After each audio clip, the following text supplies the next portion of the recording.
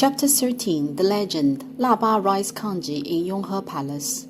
In previous chapter, we talked that there was a bronze potyard exiting from the East Arse Gate. The giant bronze pot lying currently in the west of the courtyard was originally from the bronze potyard. The bronze potyard was actually a big kitchen, as it was the tradition of the Yonghe Palace to make Laba Rice Kanji. And the 3 rooms in the bronze yard were the place to fulfill the kanji cooking. Neither the Laba rice kanji is made with the giant pot, nor the giant bronze pot is used for kanji making today. But you may just still take a glance at it, which lies beside the drum tower. Laba rice kanji, Chinese Laba zhou. La originally means sacrifice and later refers to the 12th month of lunar calendar. Ba means the 8th of the 12th lunar month, which is also the day Shikamoni becomes enlightened. Zhou means rice kanji. Laba festival is a traditional Chinese holiday celebrated on the 8th of the 12th lunar month, and it is customary on this day to eat Laba rice kanji. The giant bronze pot was constructed by the palace workshops of the Hall of Mental Cultivation, Yanghe, in the 9th year of the Qianlong Emperor, 1744 CE, when the palace was converted to a temple. Guess the weight. 8 tons. Can you figure out how to use it? Observing the giant pot standing in the courtyard, exert your imagination on cooking the kanji with it. First, building a hearth to hold up such a heavy pot of 8 tons is not feasible if the hearth is supposed to be erected on the ground. Second, the space between the bottom of the giant pot and the ground is not big enough. Why? The pot is huge, which means enough room is needed to pile in enough firewood.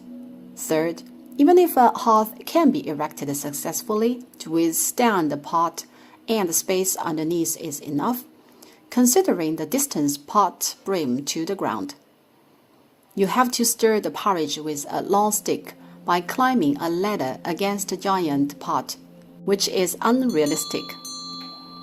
The bronze potyard is no longer existing today, but by inference we may deduct that there should be a hearth extending underneath the soil.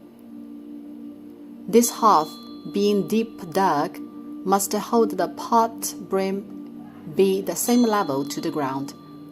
Compared with the documentary record, though it is impossible to go into the kitchen today to check, the deduction is in accord with the record. There was ever a hearth 6 meters deep beneath the ground. There was another issue, which was ventilation. So there had been a special group of bronze pipes blowing air into it for ventilation. The bronze potyard was a kitchen that was in charge of making rice kanji only. It had no other cooking tasks except these 3 days yearly. The kitchen of the lamas of the Yonghe Palace was not in the bronze potyard, but behind the Yamataka building, number 27 on layout, in the 5th courtyard. There has been a misunderstanding that the Laba rice kanji of the Yonghe Palace was handed out to the civilians each year, which is true though today. People will be waiting here with a bowl even 1 day before the activity starts. However, if this had happened in the Qing dynasty, you would have starved. Was it a fact that the Laba rice kanji was handed out as alms to the civilians? Yes, but after the Republic of China. The Laba rice kanji of the Yonghe Palace was, as a matter of fact, not for the civilians at all, but a royal ritual. There was an entire ritual of cooking the Laba rice kanji of the Yonghe Palace. Not only was it for the scholar officials and the military officials to eat, but also would it be poured into special jars upon cooling, and then delivered to the governor-generals, provincial governors, officials above the 3rd rank, and the local officials of eligibility to eat. The officials would probably not eat the kanji when it arrived. Why? It had to be consecrated. Well, it had been several days for the delivery. Could it be eaten still? Maybe it could, due to the chilly weather of the 8th day of the 12th lunar month, but heating was needed. The preparation of the Laba rice congee of the Yonghe Palace started as early as the 1st day of the 12th lunar month. First, the inner court must appoint a Mongolian nobility to be the grand minister supervising the Laba rice congee. We all know there are proctors. Have you ever heard of a post to supervise the cooking and the delivery of congee? All the ingredients need to be well prepared from the 1st day to the 7th day of the month. On the morning of the 7th, a fire is lit. Rice and nuts are soaked. The sticky and rich Laba rice congee cooking sets off. 10,000 jin, Chinese unit of mass, approximately 5,900 kilogram firewood, and 100 jin, approximately 59 kilogram nuts need to be prepared annually. All the lamas need to gather in the Faren Hall during the whole day of the 8th. What for? To chant the sutras for the rice congee. Besides, in addition to the Grand Minister supervising the Laba rice congee, another 4 Mongolian nobilities will be dispatched as the representatives of the emperor to come to listen to the sutras chanting on that day. After cooking until 2 o'clock at the dawn of the 8th, the first pot porridge is ready to serve. Then the Mongolian nobilities present themselves in court to report that the first pot of congee has been ready. This is almost the completion of the ritual. The first pot of porridge of the Yonghe Palace is not for eating but offering to Buddha. It will be offered in front of the statues of Buddhas of each hall, which includes the halls in the Yonghe Palace, the Forbidden City, the Old Summer Palace. Then the congee cooking goes on until the 9th day, which symbolizes the formal completion of the ritual. The cooking process of a rice congee gets faster and faster.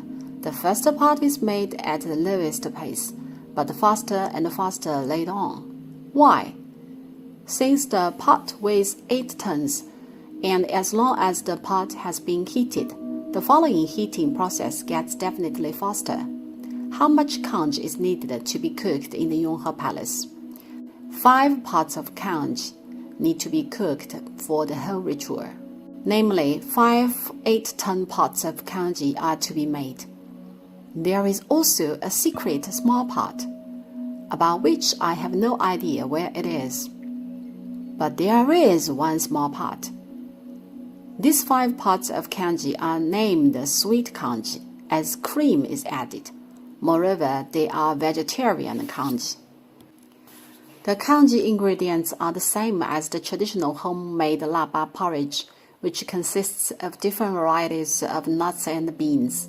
It is recorded that there was a special pot of congee cooked in a small pot, which is quite odd. Firstly, we don't know where the small pot of congee was cooked. Secondly, the congee was a small pot of lamb congee. That is very unusual. It is salty with a peculiar name called Laba rice congee with lamb. It was unknown who added, but it had to be made.